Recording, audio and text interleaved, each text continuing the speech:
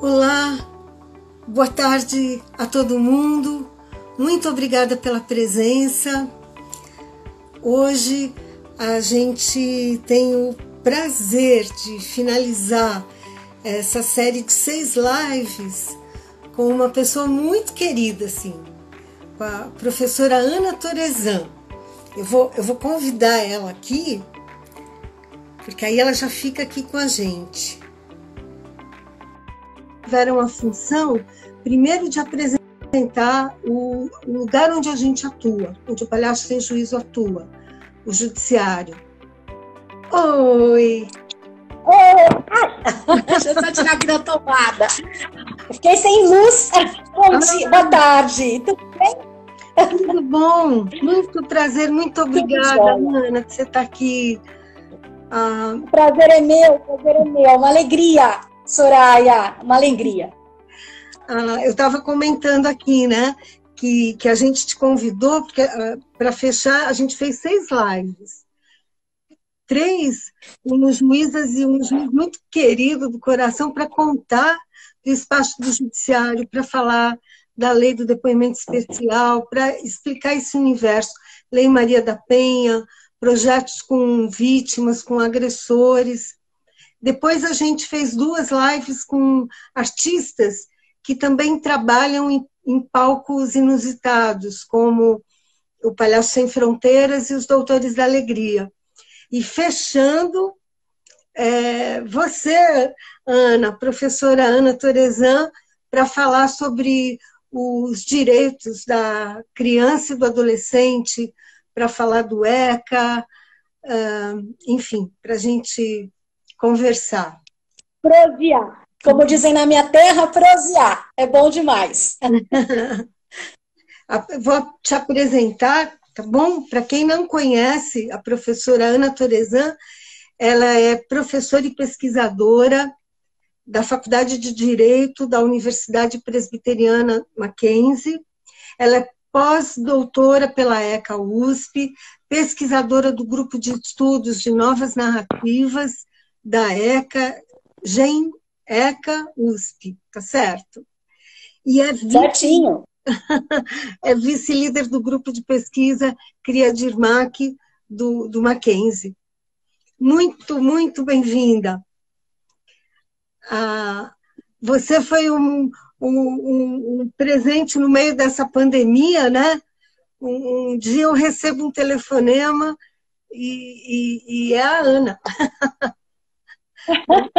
E aí foi maravilhoso, Soraya. A gente começou a conversar, né? Não parou mais, né? Que bom.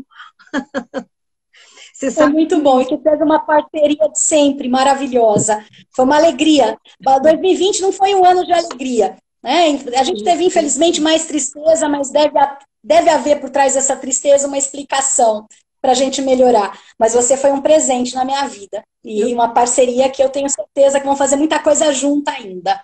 Eu digo mesmo, Ana, eu digo mesmo, assim, acho que é um ano...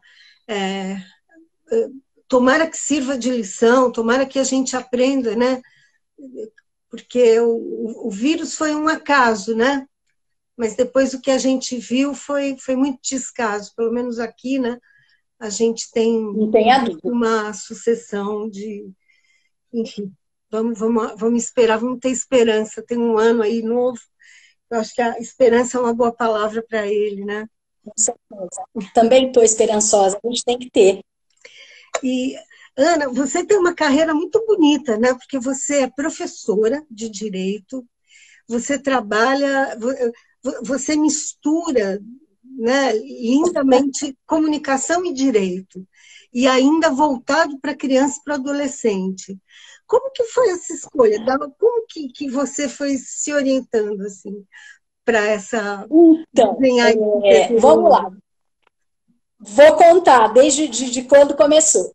Se você é inusitado isso, porque eu sou da década de 70.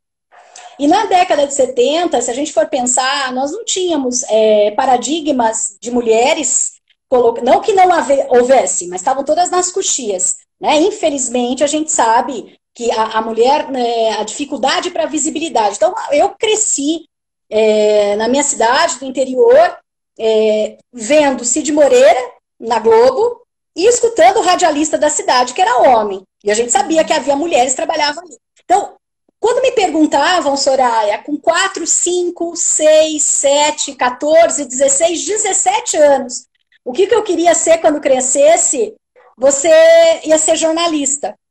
Sempre falei isso. E era muito engraçado, porque nas escolas por onde eu estudei, quando os professores perguntavam o que você quer acontecer quando crescer? Quando eu falava jornalista, era inusitado, ficava todo mundo me olhando assim, como uma diferente. Gostava de falar, gostava de escrever, eu sou geminiana, então sou ligada aí no 550 e foi. Fui indo. Até que eu, quando chegou lá em 89 para fazer faculdade, eu fiz faculdade, eu prestei para jornalismo e prestei para direito e fiz as duas faculdades. Aí eu fiz direito no Mackenzie de 89 a 93 e fiz jornalismo na Casper Libero de 89 a 92. E eu brincava muito, né? O pessoal brincava comigo, falava assim, não, mas você não vai prestar jornalismo na ECA? Eu falei, não, eu quero fazer Casper Libero, quero fazer Casper Libero. E brincar, fazer uma brincadeira com todo mundo aqui. Por quê? Porque eu sou super prática. Eu já namorava um moço lá na Casper, onde eu estudei. Então, eu resolvia tudo, entendeu? Porque eu já ficava de olho nele e já fazia faculdade. Eu brinco, e brinco com ele até hoje, porque o moço continua sendo o mesmo, que as escadarias da Gazeta eram perigosas, né? E é tão engraçada a vida, Soraya, porque eu, quando comecei a namorar com ele, ele era o mais jovenzinho da Casper. Hoje ele é o mais velho da Casper, então como a vida vai passando. E fui me encaminhando, sempre com as duas. Direito e jornalismo, jornalismo e direito, até hoje, porque eu sou professora da Faculdade de Direito do Mackenzie há 17 anos, e no jornalismo, desde que meu marido se formou, e logo depois que eu me formei, a gente foi fazendo coisas em paralelo, e a gente tem uma agência de comunicação há 20 anos, então fomos trabalhando junto, ele como relações públicas, eu como jornalista. Então eu fui com os pés nas duas canoas. Brincam que geminiano é ruim de decidir, e aí eu digo, se for possível unir, por que eu tenho que decidir se as duas se conjugam, as duas se conversam, e as duas são caras metades. O direito precisa da comunicação e a comunicação precisa do direito. Aí fui construindo a carreira até o momento que eu consegui unir de vez. E não tão rápido como eu imaginava. Eu fui fazer um pós-doutoramento com o professor Paulo Nassar, que você já conhece, a Soraya teve a honra, nos deu a honra de ser recebida na ECA, deixou, né, todo esse universo lindo do Palhaço Sem Juízo. Fui ser pós-doc do professor Paulo. E quando eu fui ser pós-doutora, eu falei, bom, eu vou ter que unir tudo, porque chega uma hora que você fala, vou pesquisar e unir. E eu consegui unir, porque eu fui estudar novas narrativas de criança e adolescente. À época, no Mackenzie, eu lecionava, além de direito da criança e adolescente, ciência política. E aí eu quis analisar direito à participação política de crianças e adolescentes. E aí juntou. Então, juntou direito, juntou comunicação, juntou ciência política, juntou direitos da criança e adolescente, foi indo. E eu analisei um projeto muito bacana, que eu até indico sempre, que é o projeto plenarinho da Câmara dos Deputados, que são aí as crianças voltadas à participação política. Aí eu me vi integrada. Falei, poxa, com quase 30 anos de formada, agora eu consegui integrar para valer. Foi quando aconteceu. De fato, que deu aquele insight. E eu falo sempre para os meus alunos que direito e comunicação se conversam, um precisa do outro, que é o que nós estamos fazendo aqui agora. Né? Nós estamos fazendo do direito algo sociabilizado. É isso que nós estamos fazendo. Olha, mais perto de nós possível. E na pandemia, então, como a gente precisa, né, da comunicação, a pandemia revelou uma necessidade absurda, né? E mais, né, Soraya, que a gente percebe, a gente fala tanto, que a gente vive na pandemia, que virou também uma infodemia. Que a era da informação, que é na qual a gente vive, ela virou uma era da desinformação, porque a gente não sabe mais onde pesquisar, como pesquisar, o que é verdadeiro, o que é falso. Eu me pego durante o dia e falo, gente, e aí? Vem vacina, não vem vacina, essa é da alergia, aquela não dá. Só para falar da vacina, já que ela está na tua... Você fica perdido. E a gente embarca em fake news, a gente embarca em desinformação. Então veja como é importante. E mais, né, muitas vezes essa desinformação pode estar ligada à desinformação no direito. Fala, poxa, eu achava que eu tinha direito àquilo, não tinha, e aí vai. Então veja como se conversa, né? Eu gosto muito de uma autora que eu cito sempre nas palestras, que é a Hannah Arendt. Não adianta só ter direitos, eu tenho que conhecê-los para que eu possa exercitar. E aí que eu achei que está o mote. Quanto mais cedo isso começa na nossa vida, a gente está aqui falando de criança, melhor, porque aí eu vou tendo uma cidadania comunicacional, uma cidadania de fato jurídica mais intensa. Então veja como tudo no final se conversa. O professor Paulo Nassar tem um livro, Soraya, que se chama Tudo é Comunicação. Foi produzido pela Berge. É isso, tudo é comunicação. Então, a comunicação é extremamente importante, não só no direito, mas em todas as áreas que nós podemos imaginar. Então, acho que foi essa aí a minha narrativa de vida. Que é muito linda, que é muito...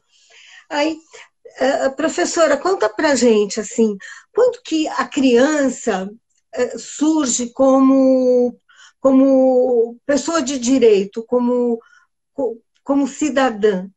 Tem um momento, tem um marco, assim? Na verdade, quando a gente vai conversar sobre isso, a gente começa a falar um pouco mais sobre isso no século XX. A gente começa a olhar em alguns ordenamentos como a criança, aquilo que a gente vai falar, que é a formação da criança como um sujeito de direito. Por isso que quando a gente fala que na atualidade, pelo menos do ponto de vista teórico, eu sempre digo isso, a gente não pode se referir como o menor. Eu só vou falar o menor se o meu objetivo é dar ênfase ali a uma questão que eu estou querendo marginalizar. Então eu vou dizer, aquele o menor, tá errado. A gente começa a construir no Brasil algumas legislações, lá no começo do século XX, que são duas que marcam sobremaneira para nós até chegar no ECA, que a gente vai chegar no ECA. A gente tem uma legislação que é de 1927, para quem estuda, ela é um marco para nós, que é o chamado Código Melo Matos, produzido à época, tendo por paradigma um juiz de menores, que é o Melo Matos, mas quando a gente olha para esse código, apesar dele ser um código inovador do ponto de vista legislativo, ele trata a criança e adolescente, não existe essa palavra, criança e adolescente, o que existe é o menor. Uhum. E o primeiro dos artigos ali deixam claro que o menor será considerado aquele que for menor de 18 anos, então para nós os 18 anos é um número cabalístico que nos acompanha, a gente vai ver, e esse menor, que é olhado lá, entre vírgulas no texto, é o abandonado ou delinquente. Então, quando a gente olha para esse menor lá do Código de 27, se eu fizer uma leitura apressada, vai dizer, opa, está protegendo os abandonados ou delinquentes. Na verdade, não. Ele está... É uma política de vigilância, é uma política higienista, é uma política que diz quem são os abandonados e delinquentes e aqueles que não são os abandonados e delinquentes. Que vai ser o que a gente chama aí de uma doutrina da situação irregular. Não me interessa tratar a todos de forma igual. Me interessa uma atitude do Estado de olhar de maneira diferenciada para esse que, na verdade, seria um perigo para a sociedade. E junto com a criação do que seria o Código de 27, a gente vem criando aparelhos estatais, que são os aparelhos estatais que vão fazer essa fiscalização. Secretaria de Assistência ao Menor. Quando você vai olhar, né, nos seus regulamentos, nas suas missões, nos seus objetivos, você fica encantado. Mas a gente sabe que nada mais é do que o aparelhamento ideológico do Estado, de Getúlio Vargas, de controle, de absolutamente controle. Porque depois que eu digo, né, Soraya, quem são eles, que é o meu inimigo, eu vou dizer para onde eles vão. Então eu vou vigiar e punir, como diria o Foucault. Eu tiro daqui, sei quem são, seleciono, categorizo, e aí para onde é que eles vão? Então a gente tem lá os reformatórios e tudo isso. Depois a gente vai andar na legislação brasileira com algumas modificações que são importantes. Então, quando a gente tem aqui no Brasil a recepção do Unicef, o Unicef surge lá em 46 no âmbito internacional, depois da guerra. Uhum. Quando ele vem para o Brasil, ele vem em 50. E quando ele chega aqui em 50, o objetivo dele não é se instalar no eixo Rio-São Paulo, ou até em Brasília, porque a gente já falava em Brasília nessa época. Ele se instala no nordeste do país, para tentar fazer políticas que seriam políticas públicas ligadas à questão da mortalidade, principalmente a questão da alta mortalidade materna e infantil, toda a questão de desnutrição e por aí vai. Então foi o primeiro escritório. A gente vê na criação do Unicef já um olhar mais protetivo, já um olhar geral, não só aquele olhar para o abandonado ou para o delinquente. Então, isso é super importante. A gente vai caminhando, e aí a gente tem a criação, na década de 60, na década de 60, em 64, da FEBEM.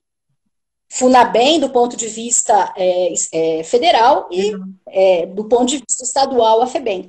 Também a gente sabe todo o controle que havia ali, toda a questão, né, dos militares, toda a questão ideológica, a questão de controle, a questão de fiscalização. Quando é que a gente começa, de fato, Soraya, a ter roupantes que seriam mais vanguardistas? A gente começa a acompanhar no Brasil, e é um cenário extremamente importante, que é o acompanhar das legislações internacionais, que são para nós paradigma, que são para nós vertentes e bússolas. E aqui deixo um abraço para o professor Gustavo Mônaco, que está no nosso grupo com a área toda internacional, que a gente começa a caminhar. Da Declaração Universal dos Direitos Humanos, de 1948, completou 72 anos agora, a gente tem um artigo, que é o 25. Esse artigo 25 protege a criança no âmbito internacional. A gente vai ver daqui a pouco que a gente não usa a expressão adolescente, a gente usa a expressão criança. E o artigo 25 ele vem ligado à ideia de proteção da criança com a mãe. Eu vi até que a professora Patrícia Tuma entrou. Um beijo, Pati, amada, querida.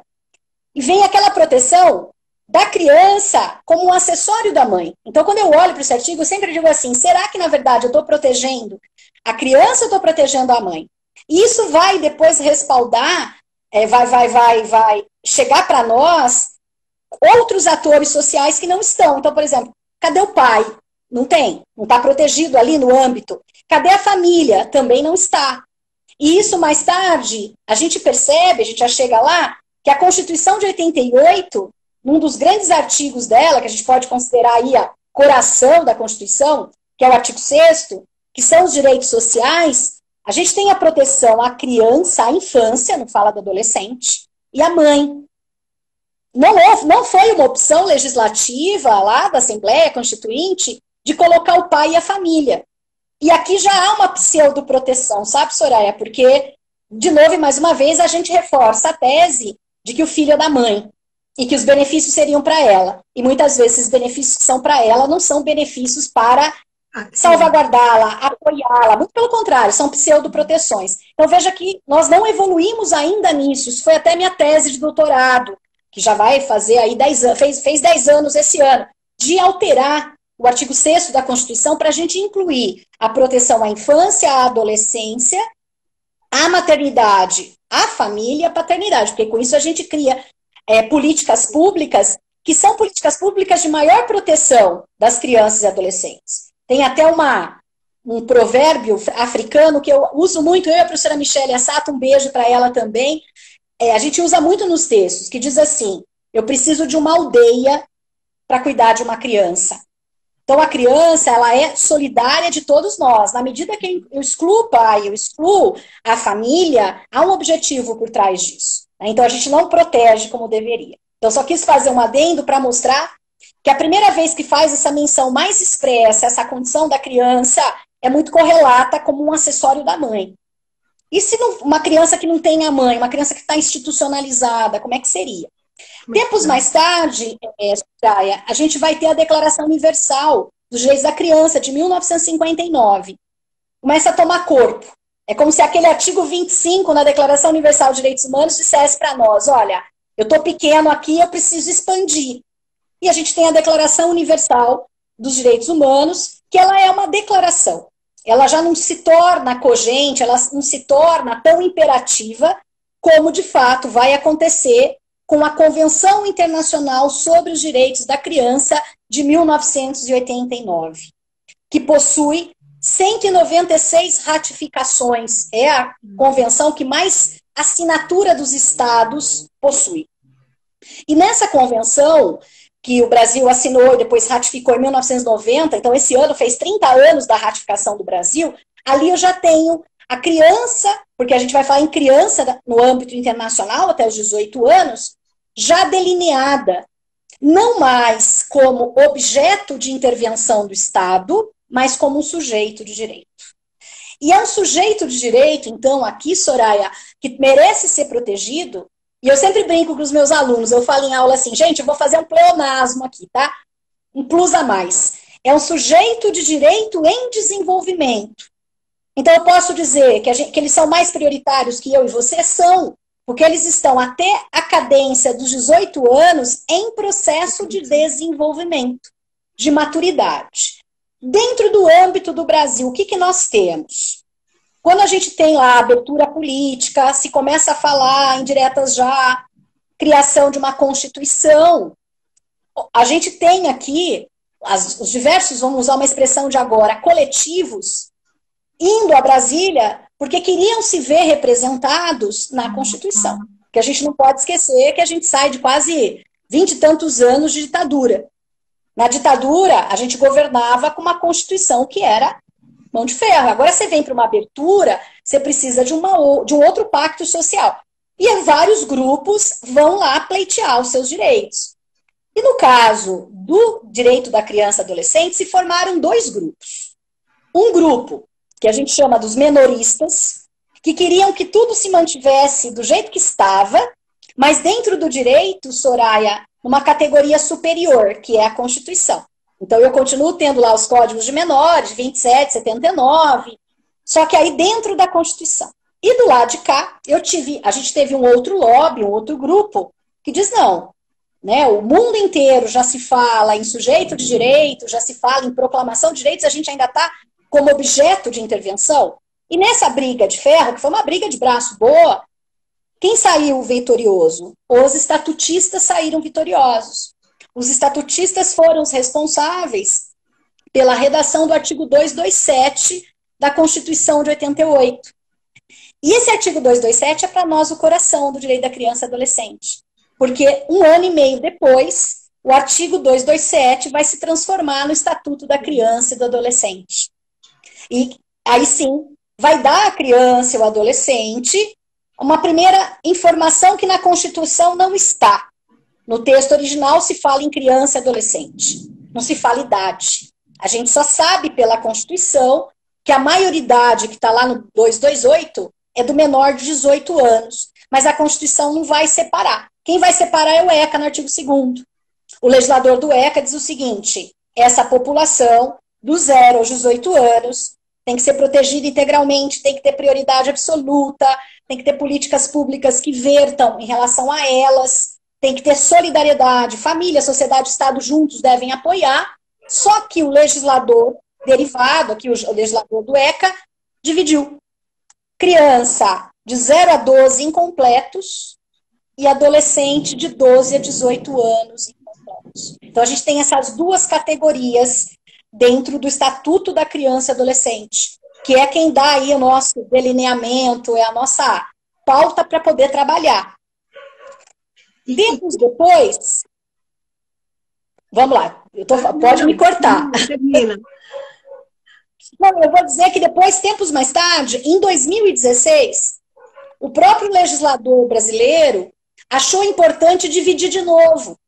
E aí a gente tem uma edição de uma lei que é a 13.257, que se chama Marco Legal da Primeira Infância, que lá no nosso grupo de pesquisa, coordenado pela professora Michele, e eu e muitos professores da casa, alunos, estudamos durante 2 anos. O legislador entendeu que tinha que fazer mais uma divisão. Aí ele dividiu esse universo de 0 a 18, ele dividiu de 0 a 6. Dentro da categoria criança, que é 0 a 12, ele ainda fez mais uma divisão. Ele vai chamar de primeira infância, que são os 72 primeiros meses da criança, que do ponto de vista psicológico, social, biológico, é onde forma-se. Então, a necessidade de a gente ter políticas públicas, Soraya, das mais variadas, destinadas prioritariamente a esse público do 0 ao 6, que é o público da primeira infância, que é um trabalho lindíssimo. Na teoria, na prática, a gente ainda fica aguardando, mas essa lei ela é como se fosse um caleidoscópio de direitos. Saúde, comunicação, violência, política, família, assistência social, previdência, está tudo ali colocado. Então é como se a gente tivesse aí quase que 3 categorias hoje para poder trabalhar. O ECA, ele é uma lei, ele é um estatuto, né, um conjunto de leis que ele é bem moderno, né, Ana? Ele é avançado, né, em relação então, à ele é de proteção da 90, né? criança.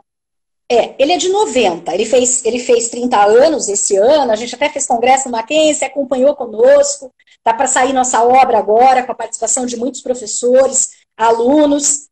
Há um debate muito forte aqui. Perto do que havia, né, aquela condição de objeto de tutela, aquela questão de doutrina da situação irregular, ele evoluiu. Ele é copiado em muitos lugares do mundo. Então, às vezes a gente fala, olha, eu copio leis de outros países para adaptar no Brasil, mas o ECA também é muito copiado.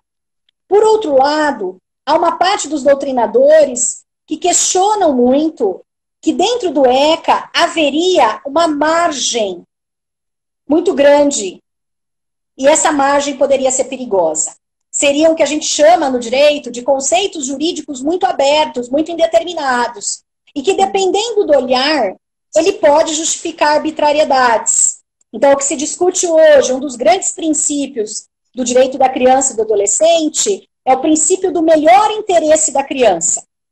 E a gente brinca muito, o que é o princípio do melhor interesse da criança? Ele é a pergunta de $1 milhão, ninguém sabe.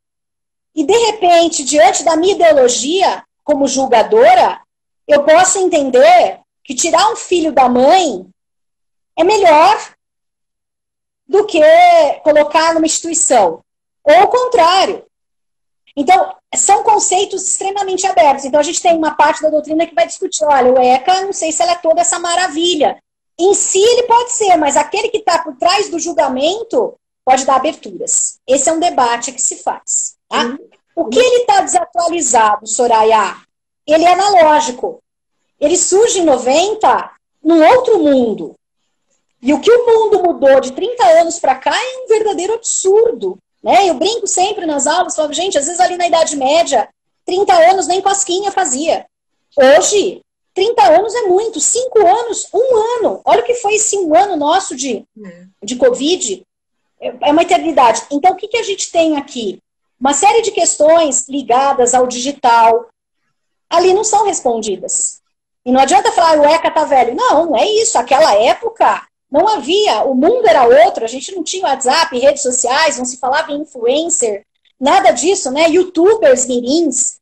Com isso a gente precisa da informação, com certeza. Tudo.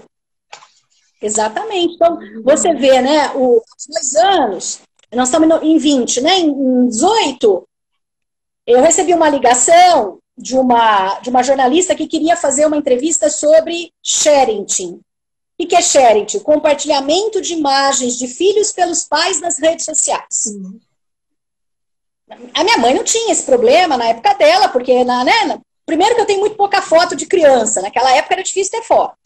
Segundo, quando muito um albinho que corria ali na mão dos conhecidos, depois você guardava dentro do baú. Hoje, a gente fotografa em tempo real. 1000 fotos. E a pergunta que se fazia, exatamente, de quem é a imagem? A imagem dos meus filhos é minha ou é deles? Se eu considerar que a criança, de fato, é um sujeito de direito, como está na lei, é deles. E que tipo de foto eu posso postar e eu não posso postar? Essa é uma discussão atualíssima, Soraya. O ECA não traz resposta. O ECA tem um artigo só, que é o 17, que fala do direito à proteção da imagem. Muito ligado ainda com órgãos de comunicação, televisão, né, que dependendo da questão tem que borrar o rosto, não pode aparecer o nome completo, só inicial. Só que hoje, esse monte de compartilhamento de imagem, será que o que eu estou fazendo está errado? Quais são os limites? Que imagem que eu posso postar dos meus filhos e quais imagens eu não posso postar? Eu não posso postar nada. Eu brinco sempre com os meus alunos que quando a jornalista falou comigo, foi meio inesquecível, porque eu tinha ido viajar em julho. Aí eu falei, eu precisava tanto descansar, né? Aí veio essa notícia. E bem no dia que chegou a notícia que ela queria falar comigo, eu estava com uma dor de dente absurda, absurda. Eu estava assim, com uma dor de dente que eu falava, meu Deus do céu, ainda vou ter que, né, estudar para conversar, porque, claro, ela tinha um monte de pergunta. E eu brinquei, Soraya, que a pauta da jornalista caiu. Porque quando ela ligou para mim, né, eu estava em Montevidéu, no Uruguai, ela tinha certeza que eu era o paradigma do Sharenting. No paradigma no seguinte sentido, que eu era absolutamente alguém que não postava foto de filho por ser professora. Aí comecei a ler as perguntas, falei, gente, eu faço isso, eu faço isso, eu faço isso, eu faço isso, meia culpa, eu faço tudo isso errado, e sendo professor. Aí os meus filhos do lado, porque eu tenho 3. 2 muito reservados, extremamente reservados, e um que não é tão reservado assim. Aí começou um dilema lá em casa. Falou, tá vendo, mãe, que você faz errado? Eu falei, gente, eu tô aprendendo também na etiqueta digital. E quando vieram as respostas, a jornalista falou, professora Ana, não era bem isso que eu queria escutar de você, mas eu vou pôr. Porque mostra que nós não estamos preparados para essa etiqueta digital. Não estamos, porque eu sou a maior coruja da paróquia, então eu punha foto. Hoje eu sei que eu não posso pôr mais. Nem quando eles estão felizes, falam, deixa eu colocar que você entrou no vestibular. Meu filho, você pode tirar, mãe? Falei, não, mas é orgulho de mãe, você entrou na faculdade. Não, você pode tirar. Então eu fico brava, mas eu sei que não pode pôr. E se puser, vai ter que tirar. Mas eu não sabia. E eu falei com o maior coração aberto, com a maior simplicidade. Quem é meu aluno sabe que eu sou assim. Falei, não sabia, aprendi. Então eu também estou aprendendo, gente. A cada dia eu estou aprendendo com essas questões que são absolutamente novas. E a gente vai estudando, né? Influencers que colocam foto de filho sem parar, tudo bem, exagero. Mas será que aquela foto despretensiosa, cortando o bolo de aniversário, pode ou não pode? Eu não sei. Na dúvida, não fotografa mais nada.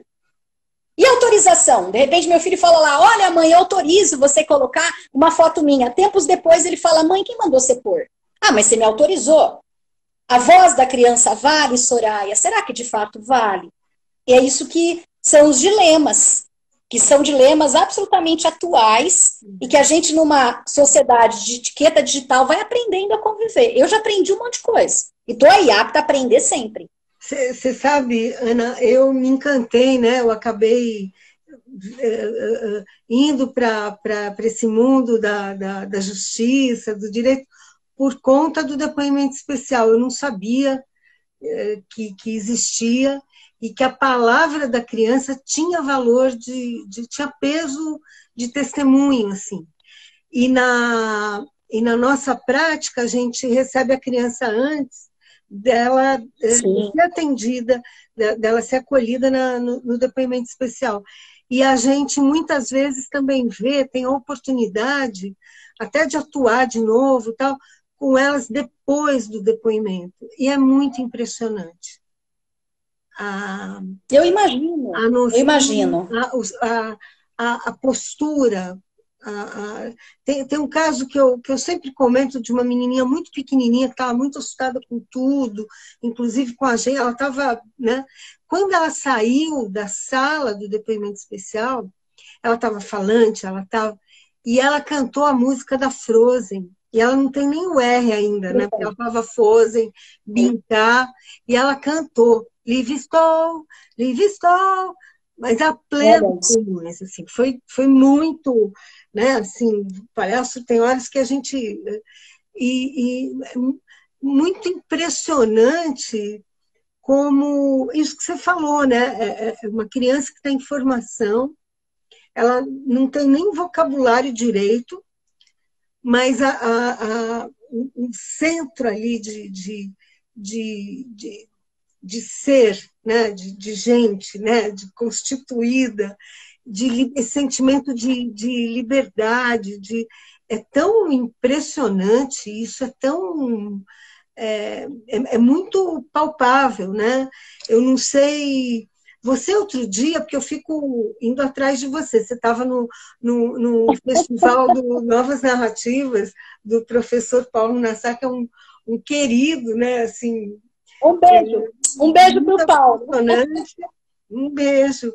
E você falava disso, né? Do quanto você tem o que é dito, mas não é praticado, dessa distância. Em relação à comunicação, como as crianças ainda estão alijadas da comunicação, como elas recebem, mas não podem, não tem um espaço ainda você vê perspectiva, que caminho que é esse? Você cita lindamente a Gabriela Mistral, se você pudesse repetir o que você fala, acho tão bonito isso. Deixa eu pegar ela aqui na íntegra, peraí, vou pegar aqui, ó, rapidinho, o texto, eu vou citar direitinho, né? Aquele dia eu falei por cima. Na verdade, o que eu digo é o seguinte, quando eu fiz esse pós-doc, professor Paulo Nassar, eu não vou dizer que eu comecei errado, não gosto disso. Mas depois você vai estudando, eu não comecei na ordem certa. Porque eu fui estudar, Soraya, a participação. Eu fui estudar o direito da criança a participar politicamente. E escolhi o projeto Plenarim, que era dado voz às crianças naquele ambiente. Quando eu estava terminando de estudar isso, eu estudei um autor que veio, inclusive, para o Brasil, fez uma visita para nós na ECA, maravilhoso, que eu recomendo sempre. Eu não sei se as obras dele já chegaram traduzidas, que é o Nick Coldry. O Nick Coldry é um autor de Londres, né, da Universidade de Londres, e trabalha com mídias sociais. Ele tem um livro que se chama Por que a Voz Importa? Que ele diz o seguinte: se a pessoa não sabe que ela tem voz, se ninguém nunca comunicou para ela, olha, você tem o direito de falar, ela nunca vai participar. E aí já te entregue o trabalho, me deu o insight de que eu devia ter começado pela comunicação e não pela participação. Porque de alguma forma eu parti do pressuposto que tinha comunicação. E hoje eu vejo o contrário, que é o que vocês fazem, vocês estão comunicando direitos. Se eu sei que eu sou uma pessoa que tem o direito à comunicação, fica mais fácil eu participar. E é por isso que agora eu vou fazer outro pós-doc com o professor Paulo, se tudo der certo, partindo de outro pressuposto, partindo da comunicação. E partindo da comunicação não violenta. Criança não tem vez e voz para conhecer de fato, Soraya. A nossa visão ainda é absolutamente adultocêntrica. A gente ainda ensina para ela o que a gente quer, a gente ainda parte do pressuposto que ela não tem algumas leituras e ela tem, a gente sabe disso. Só que para chegar numa comunicação da criança, você sabe melhor que eu, que você trabalha ludicamente, não é assim. Você chegar do lado de uma criança, pegar os meus filhos aqui e começar a fazer um inquérito, ele não responde. Tem todo um jogo para se fazer, por isso que entram as novas narrativas. Então, o que eu sinto? Que essa questão da comunicação é de fato olhar para a criança como um sujeito de direito. Nesse período que você citou do Covid, os maiores alvos de fake news foram quem? Crianças e idosos. Porque, de certa maneira, a gente acaba tratando os idosos como criança no final. Falar, não tem todo esse discernimento, quando não é verdade. Então, eles foram os maiores alvos de fake news, de proliferação de fake news. Por quê? Porque eu não olho para esses dois sujeitos de direito, os idosos e as crianças, como um direito à comunicação. E a comunicação é maravilhosa, porque hoje ela é um direito humano universal, ela é essencial. E eu agora vou estudar a partir desse viés, que é o viés da comunicação. Quando a gente comunica uma criança de fato, quando a gente faz um projeto maravilhoso, já vou falar de vocês, como é que eu conheci vocês e fiquei encantada. A gente está tratando a criança não como menor, a gente está tratando como sujeito de direito. Dentro de casa, nas escolas, na comunidade, no judiciário. Eu gosto demais, e até me arrepia a frase de vocês, que está lá, para quem puder seguir o Palhaços, tem lá aquela imagem que, para mim, a imagem mais me chama a atenção de vocês, que é aquele menininho que está andando no corredor do fórum. Ele deve ter o que ali, Soraya? Uns 2 anos e pouco, porque ele tem aquele bumbum de Pato Donald, porque ele ainda usa fralda, num ambiente absolutamente inóspito, de uma arquitetura que não é afetiva, e vem lá a frase que é maravilhosa, que é da juíza, né? Que não é a criança que tem que se adaptar ao judiciário, o judiciário tem que se adaptar à criança. Ludicamente, depoimento especial, porque é isso. Ela tem direito a uma comunicação, como diz o Nick Coldry, ela tem que saber que ela tem voz. Mas para ela saber que ela tem voz, eu tenho que comunicar a ela esses direitos. Então é aí mais ou menos que surge essa ideia da importância da comunicação junto com a participação. E alguns projetos, que eu posso citar daqui a pouco, que eu acho que começam já a elevar essa categoria. Eu sempre brinco, sabe, Soraya, toda vez que a gente faz um trabalho, mestrado, doutorado, TCC, tem muito a ver com a gente, né? Eu tô aqui, eu vou fazer esse para você. Quando a gente se encontrar, vai ficar já com o autógrafo para você, que é o meu mestrado, né? Essa sou eu, ó, mocinha. E esse é meu menino que já está na faculdade, é uma moção. Eu falei, não vou ficar pagando direito autoral para os outros, não. Eu já tenho uma foto bonita, vamos ser nós. O que acontece aqui? Quando eu era menina, eu sempre fui muito faladeira, a frase que mais ouvia era Ana Cláudia, para de falar. Ana Cláudia, para de incomodar. E eu acho que eu fui uma criança que queria falar mais do que podia e não era possível falar. Então, sempre falar, vem Ana Cláudia que fala mais que a boca. Isso me marcou. Porque às vezes eu tinha coisas para falar que eram maravilhosas. Por que ninguém me ouvia? E era isso, ó, seu avô tá falando, seu pai tá falando, sua mãe tá falando. A Cláudia, para de falar, não faz pergunta, né? A Cláudia pergunta demais. Isso vai marcando, porque depois de vários nãos que a vida te dá, você fala, ai, não pergunto, não falo, não pode, né? Hoje, ao contrário. Hoje, de vez em quando, a gente tem que te pedir para parar de falar. Eu tenho um mais novo aqui que eu falo, não, Enzo, já perguntou muito, meu filho, você já teve seu direito à voz, agora dá para outro. Mas é isso, eu acho que a gente está começando a olhar para esses direitos, uma parcela da população, tá? De uma maneira mais real, como deve ser. Porém, todavia, entretanto, ao lado desse sujeito de direito, que está construído no ECA de uma forma magnânima, de proteção, prioridade, quando a gente vai ver na prática, né, Soraya, a prática que você vê lá. É criança que sofre abuso, é genocídio de criança e jovens negros, todo dia para contar. A violência que cresceu nesse Covid, a gente tem certeza disso, Soraya. Você vai ver a hora que saírem aí as pesquisas noticiando para nós o que aconteceu entre quatro paredes. A gente sabe disso. Então, na prática, a gente ainda não vê esse sujeito de direito. Tem hora que você fala, meu Deus do céu, que legislação é essa? Que você fala, meu, não é nem o Código Menores que estão usando aqui. Então é assustador, porque há quase que uma ficção do que está na teoria e do que está verdadeiramente na prática. Né? Eu acho que você vê isso no seu cotidiano aí. A gente encara com muita naturalidade criança dormindo na rua, criança trabalhando, né? Agora, essa pesquisa que teve até uma diminuição do trabalho infantil, foi noticiado agora no UOL,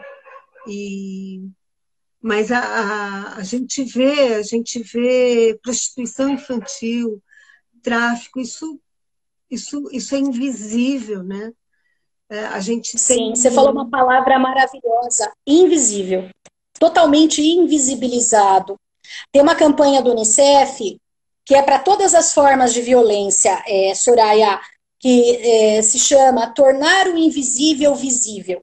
E a gente usa muito essa frase no Mackenzie, a gente tem lá um grupo de pesquisa na área de tráfico de pessoas. E meninas e mulheres são muito traficadas. E as pessoas não acreditam a invisibilidade que há nesse tema.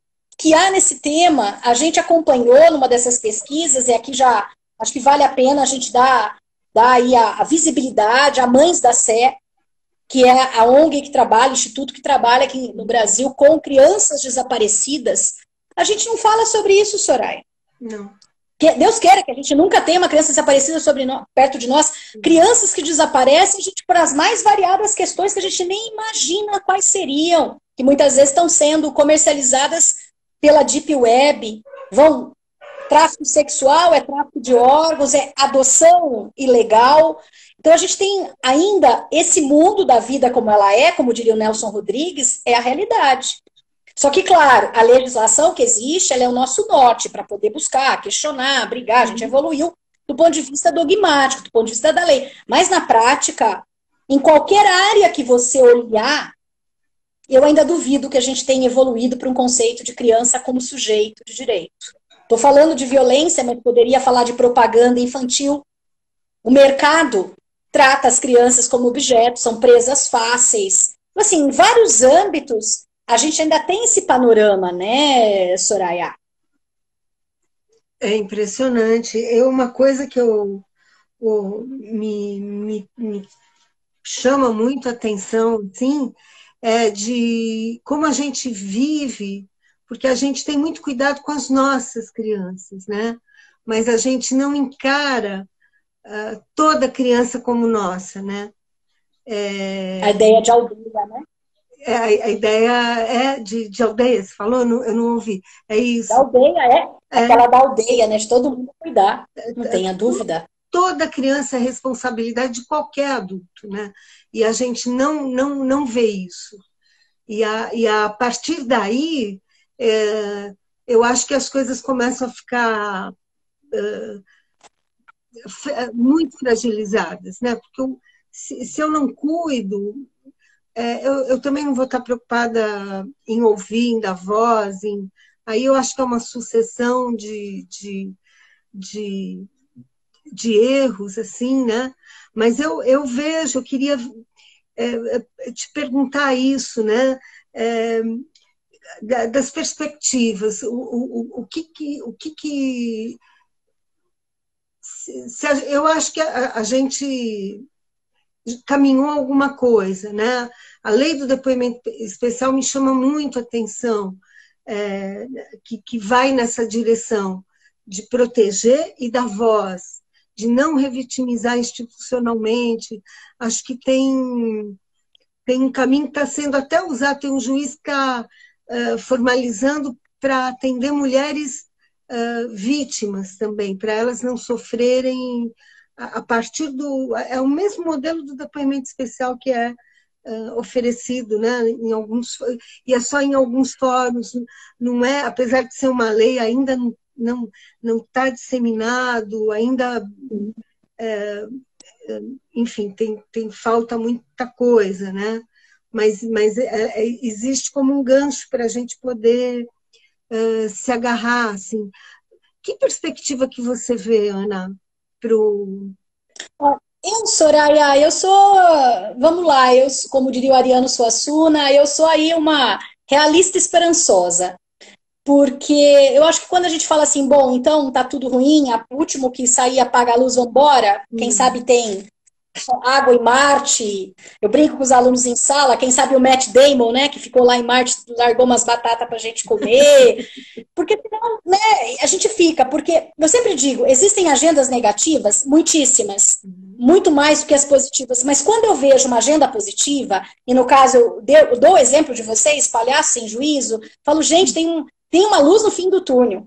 Tem gente trabalhando para humanizar o judiciário, tem gente trabalhando para a comunicação não violenta, para a justiça restaurativa, para um olhar para a criança de forma diferenciada. Então, eu me apego, sim, nas boas práticas. E dentro dessas boas práticas, eu acho que esse papel da gente repensar até o conceito de violência. Porque na nossa mente, violência é a física. Então, se não deixou marca, não é violência. Então, hoje a gente começa a discutir violência psicológica, violência simbólica, violência institucional, né, que seriam violências que a gente nunca parou para pensar. Às vezes, gente, um corte, você olha e fala, que me cortaram, me bateram, mas na mente não sai nunca mais. Então, a gente começa a entender os processos de violência, porque a gente também naturaliza a violência. A gente naturaliza as paixões, os ciúmes, as violências, os cuidados, na verdade não é nada disso. Então acho que a gente já começa a entrar no âmbito de questionar o que é violência para uma criança. Você está falando das mulheres, a mesma coisa em relação às mulheres, mas vamos pegar o nosso foco que são criança. O que seria essa tal violência?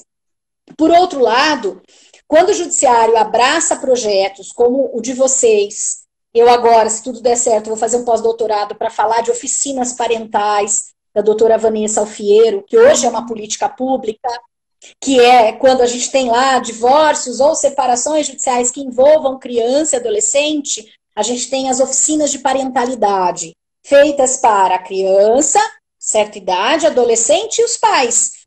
Porque muitas vezes, aquilo que os pais estão fazendo é violência.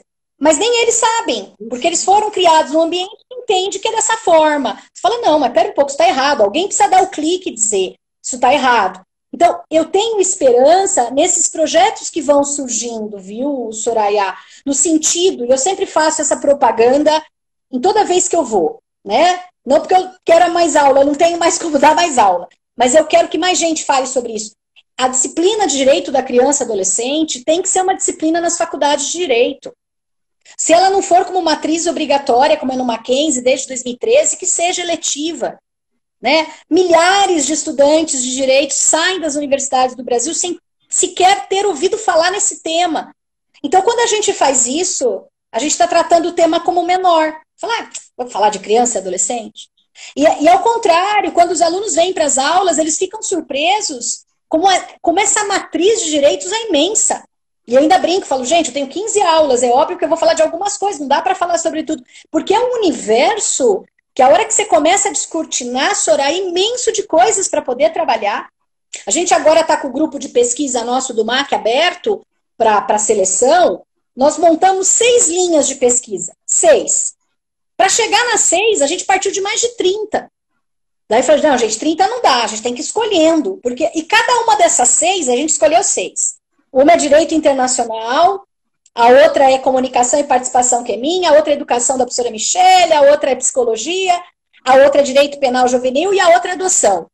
Cada tema desse, Soraya, a hora que você abre, um monte de ramificação. E um monte de dilema, porque nem sempre a resposta está na lei. A resposta precisa, você sabe, das equipes multidisciplinares, assistência social, psicologia, o depoimento. Então, veja a importância, inclusive, do nascedouro, para que a gente dê prioridade a esse tema. Então, se eu tenho profissionais do direito que saem da faculdade sequer ter ouvido falar disso, eu não fomento debates em relação a isso, produções intelectuais, lives que nem a gente está fazendo agora. Então, na medida que mais faculdades começam a colocar essa matéria, mais gente começa a olhar.